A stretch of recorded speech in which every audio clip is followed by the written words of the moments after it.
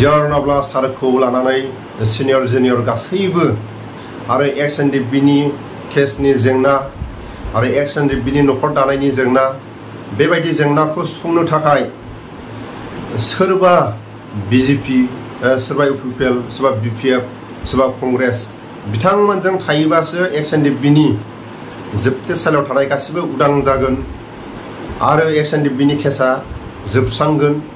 BTR accord लाबोनाय टाइमाव लिरनानै दोननाय दं नामा?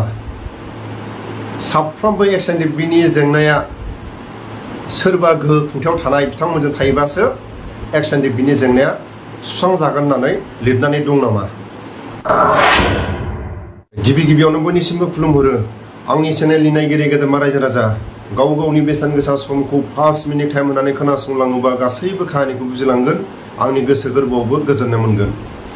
बिटिआर एकर्डनि सायाव आं फंनैसो बुंनो नागिरदों। प्रमद बर' सार आरो एनडिबिनि माखासे दैदेनगिरि बर' रायजो राजाफोरनिफ्राय माखासे दैदेनगिरि दिल्लीयाव थांनानै बिटिआर एकर्डखौ खालायदों। बेबायदि समाव जेब्ला एकर्ड खालायनायनि उनाव आं आबसुनि सायाव बुंला, रायजो राजाफोरनि सायाव आं बुंला, एक्स एन डि बिनि सायाव आं फंनैसो बुंनो नागिरदों। आंनि सिनियर जुनियर जायफोर दैदेनगिरि सारमोननि खाथियाव आङो मोनसे सोंलु खालामो। बै समाव एनडिबिनि माखासे गोलाव सम बर' हारिया जेब्लासिम नांनो गोनां जानो हागौ बिनि थाखाय रिटायार डिसार्ज मानो थाखाय मालाबा समाव सोरनिबा देहाया माबा मोनसे थाबायनो हाला, देहानि माखासे लोरबां बेफोरखौ नायनानै डिसार्ज बा दोनथ'नाय जायो। आरो जायफ्रा थाखानाय बायदि एनडिबिनि संबिजिराव 12 बोसोर मावोबा जिरायनानै थानो हानाय रिटायारखौ होनाय जायो।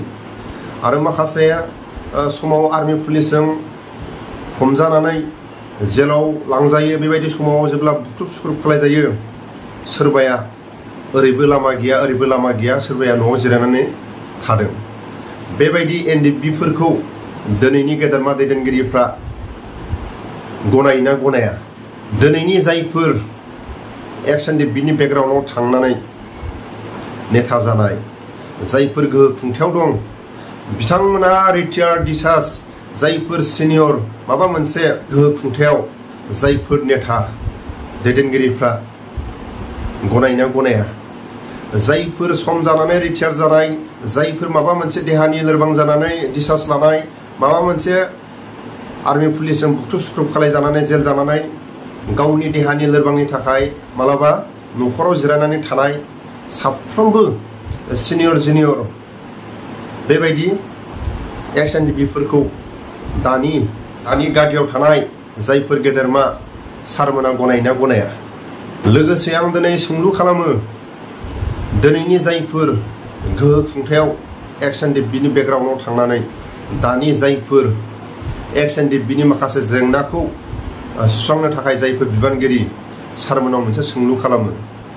दिल्लीयाव थांनानै जेब्ला एकर्ड खालायदों बिटिआर एकर्डखौ, बे समाव एक्स एन डि बिफ्रा जाय गोहो खुंथायाव फैयो, सोरबा इउपिपिएल सोरबा बिजेपि गुबुन गुबुन माखासे राजखान्थि हान्जाया जायफोर गोहो खुंथायाव फैयो बिथांमोनजों थायोबासो एक्स एन डि बिनि जायफोर जेलाव दं बिथांमोना उदां जागोन। गोहो खुंथायाव थानाय बिथांमोनजों थाफाबासो जेलनि जायफोर एक्स एन डि बिफ्रा हर सान थानो गोनां जादों बिथांमोना उदां जागोन होननानै दोननाय दं नामा? साफ्रोमबो एक्स एन डि बिनि सिनियर जुनियर बयबो बिटिआर एकर्डनि दफायाव सोरबा इउपिपिएल सोरबा बिजेपि गुबुन गुबुन पार्टिजों थायोबासो केसा बायगोन होननानै लिरनानै दं नामा? बेखौसो आं मोनसे सोंलु खालामो।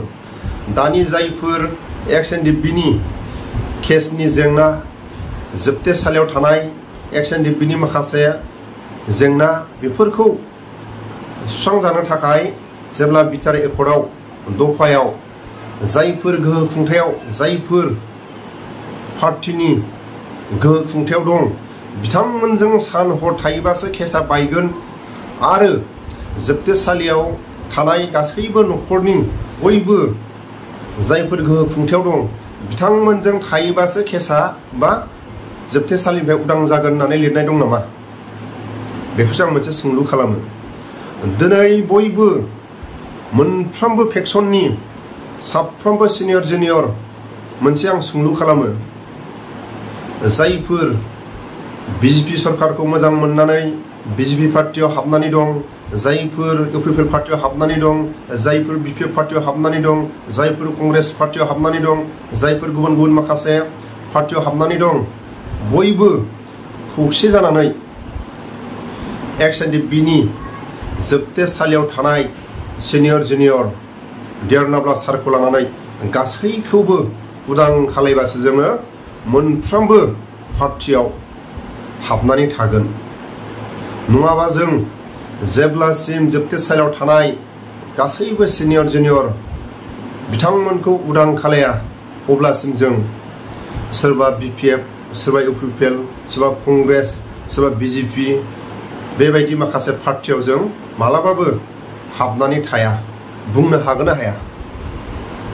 आरो लोगोसे साफ्रोमबो XNDP-नि केस थानाय साफ्रोमबो माखासे न'खर दानायनि जेंना, बेफोरनि जेंनाखौ सुस्रांनो थाखाय जायफोर दानि गोहो खुंथायाव थानाय दिल्लीयाव लिरनाय दं नामा? इउपिपिएल पार्टियाव हाबोबासो, बिजेपि पार्टियाव हाबोबासो XNDP-नि केसा जोबगोन, बेबायदि लिरनानै दोननाय दं नामा? सासे गेदेरमा दैदेनगिरिखौ लोगो हमदोंमोन जों, सासे आसामनि MP। बिथाङा जोबोद बाख्नायथाव खोथाखौ बुंदों।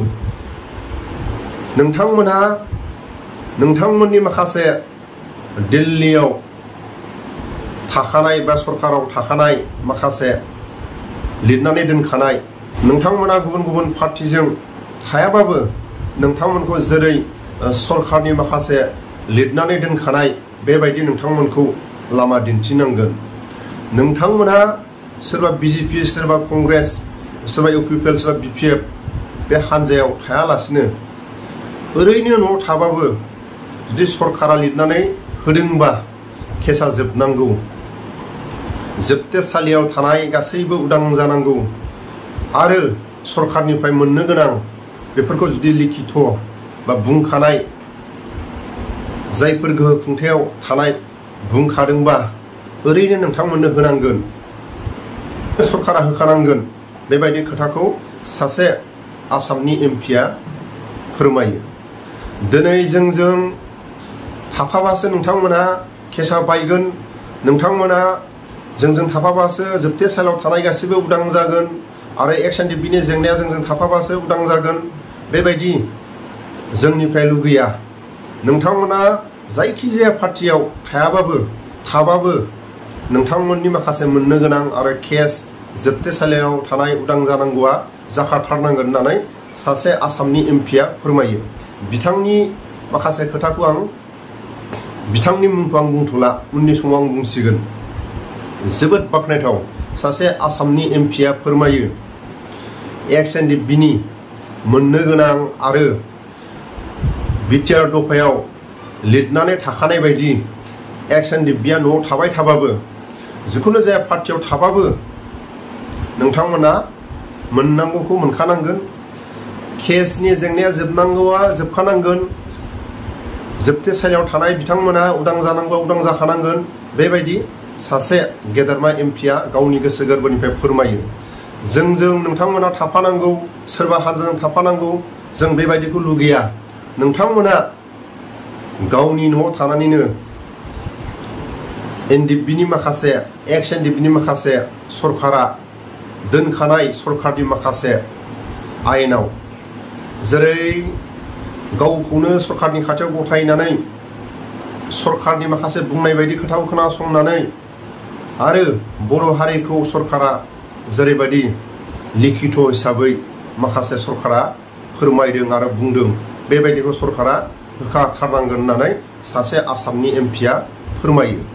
आरो लोगोसे गावनि गोसो गोरबोनिफ्राय 1 कौटिनि फुख्रि, अबेबा नोंथांमोना हा दङबा फुख्रि गावनि फान्डनिफ्राय ना हगारनानै फुख्रियाव माखासे एक्स-एन-डि-बिफ्रा फुख्रि जावनानै ना हगारनानै माखासे सोलिनो हानाय बायदि गावनि फान्डनिफ्राय जासिदोंमोन।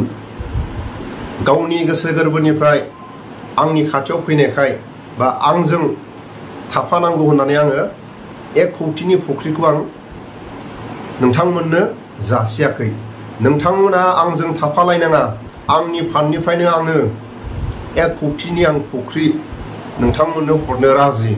नोंथांमोना हाखौल' दिन्थि आरो आंनि फान्डनिफ्रायनो आङो 1 कौटि फुख्रि जावनानै ना हगारनो बेबायदि गावनि खुगानिफ्राय फोरमायदोंमोन। सोर एमपिआ बुंदोंमोन आं बेखौ उननि समाव फोरमायगोन। एमपिआ फोरमायदोंमोन बेखौ आं उननि समाव फोरमायगोन। बेखिनि आं भिडिअखौ लाना फैदोंमोन। दिनै आं जोबथारनायाव फंसे बाथ्राखौ आं सोंलु खालायबावो। साफ्रोमबो एक्स-एन-डि-बिनि बेकग्राउन्डआव थांनानै दानि गोहो खुंथायाव थानाय इउपिपिएल सरकारनि दैदेनगिरिफोरनि खाथियाव आङो खावलायहरो आरो जायफोर एक्स-एन-डि-बिनि जेंनाखौ सिनियर जुनियर मोनफ्रोमबो एक्स-एन-डि-बिनि जेंनाखौ फोजोबनो थाखाय जायफोर बिबानाव थानाय सारमोनाव मोनसे सोंलु खालामो। दिल्लीयाव थांनानै जेब्ला बिटिआर एकर्डखौ खालायदों बेबायदि समाव बुंदों नामा नोंथांमोना इउपिपिएल पार्टिजों थाबासो केसा बायगोन, इउपिपिएल पार्टिजों थायोबासो नोंथांमोननि सिनियर जुनियर जेलाव थानायफ्रा गासैबो उदां जागोन होननानै लिरनानै हरदों नामा? आरो जायफोर रिटायार्ड डिसार्ज जायफोर सिनियर एक्स-एन-डि-बिनि बिथांमोना बै समनि जायफोर बिथांमोननि माखासे सुबिदा बेफोरो इउपिपिएल पार्टिजों थायोबासो साफ्रोमबो सिनियर जुनियर डिसार्ज बा रिटायार लानाय जायफोर जेंनानि थाखाय न'आव जिरायनानै थानाय बिथांमोना इउपिपिएल सरकारजों थायोबासो दानि गोहो खुंथायनिफ्राय माबा मोनसे सुबिदा मोनगोन होननानै लिरनानै दं नामा? बिनि थाखायनो आङो साफ्रोमबो सिनियर जुनियर जायफोर एक्स-एन-डि-बिनि जायफोर जेंनाखौ सुस्रांनो थाखाय जायफोर बिबानाव दं गासैखौबो सानसेयानो जा साननैयानो जा सिनियर जुनियर सोरबा डिसार्ज रिटायार बयखौबो समानै दानि जायफोर बिबानाव थानाय एक्स-एन-डि-बिनि जेंनाखौ सुस्रांनो थाखाय गासैखौबो समानै नाहर आरो नायलां। बिनि थाखायनो आङो सारमोननिसिम आखाइ खबजोबनानै जायफोर एक्स-एन-डि-बिनि जेंनाखौ सुस्रांनो थाखाय सारमोना आवगायदों आखाइ खबजोबनानै आङो सारमोननिसिम खावलायहरो।